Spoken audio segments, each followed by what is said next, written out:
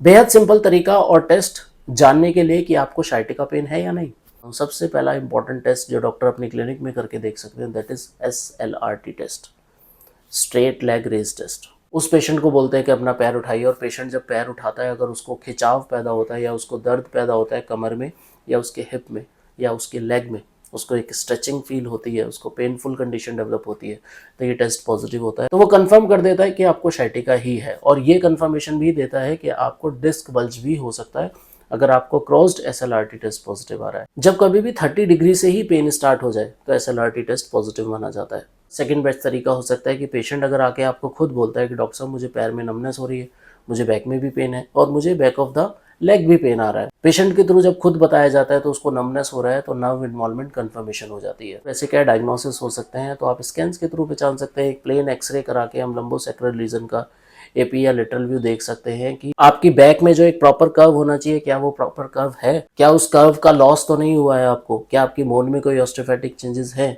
या फिर आपके जो डिस्क के बीच के गैप हैं क्या वो सही जगह पर हैं, क्या वो सही मेंटेन हो रहे हैं, ये सब एक्सरे से जाना जा सकता है। जो कंफर्मेटरी टेस्ट होता है अगर सब चीज़ को एग्जैक्टली हमें जानना है तो उसके लिए सबसे बेस्ट एंड फाइनल टेस्ट होता है MRI।